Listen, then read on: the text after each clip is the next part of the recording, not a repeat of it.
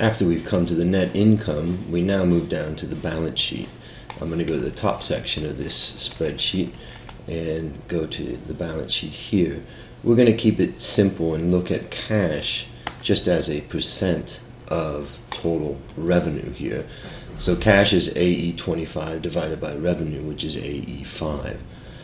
Sometimes when you compare a balance sheet item versus to a profit and loss item, you may want to average the balance sheet item simply because the balance sheet item is the end of the year and the profit and loss item is for the whole year. That's technically more correct, but to keep things simple, I'm just going to use the year-end balance of cash relative to the amount of revenue that the company had for the year. So we've got that ratio, and it's about roughly 8%. We can see the level of cash has been falling, but let's assume that they keep that level of cash the same. We've got short-term investments which come together with just cash to get cash and equivalents, so that's the item that we really want to get. So what we're going to do is we're going to forecast that. How are we going to do it? Well, we're going to forecast the cash item by saying 90, this 7.9%, which is cell AF97 divided by 100, times the amount of revenue the company has in that year, right here. And so once we've done that, we'll get a cash level, and we can see also that we have not forecasted these short-term investments. We can put that into our cash. The key thing is that our cash and equivalents come out to a number that makes sense for us. Again, this could be done in many other ways, looking at dividend payouts and cash flow statements, but this is a simplifying way of doing it. Now, once we've gotten that, the next thing we move on to is accounts receivable. Way that we look at accounts receivable is we just look at the amount of accounts receivable in the balance sheet, which here is AE26, and divide it by the sales per day. So the AE5 in the formula up here is divided by 365, and that gives us the number of days the accounts receivable are outstanding. So we sell on one day, and 17 days later we get the cash. So what I'm going to do in this case is use the same number, which is a 17-day accounts receivable period. And so what I'm going to do is manipulate this formula so that all we now do is look at our 17 days here, the AF98, multiply it times what's our forecast of daily sales, and we'll come up with this amount, 1166.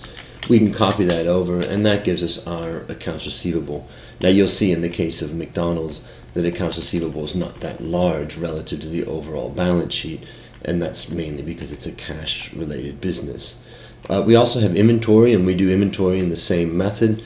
We, in this case, look at our inventory turnover, and how do we get to that? Well, we look at our level of inventory, which is AE27, divided by our cost of goods sold on a daily basis. Now we take a minus sign in here so that we get a positive sign in our inventory turnover. So it's 2.6, or let's say 3 days. So I'm going to carry that 2.6 over, and therefore we can calculate and do the same thing we did with accounts receivable. Take our days, which is the AF99 here, and multiply it times negative of the cost of goods sold divided by the number of days. So again, with inventory right now, we're using cost of goods sold, not total revenue. You could do it off of revenue, but just for this sake, we'll do it off of inventory, since raw material type inventory is probably more of what they're holding. And then from there, we can look at our current assets. In this case, we can just look at current assets divided by our total revenue. And so if we look at that, we'd see a 2% level here for McDonald's in 2009. Let's carry that over, and then what we'll see is that we can just calculate this by looking at that amount of 2% times the amount of revenue. And so that gives us our amount of current assets, other current assets, which then gets us to our current assets. Now we've already done our fixed assets, and that's mainly what we're talking about in this case is property, plant, and equipment. And so we've already done that, and we get to this point. The only thing left we have is our other assets, which are long-term other assets, and we can see that they're about 23% of the total revenue of the company. Right now, this You can also do this off of the assets of the balance of the company, but basically I use revenue mainly because revenue is the first number that we start off with. And so if I continue to apply the 23% each year, what I'll get is that 23% times the amount of revenue for 2010, and that'll get me to 5805. Once that's done, I have completed the profit and loss statement and the asset portion of the balance sheet.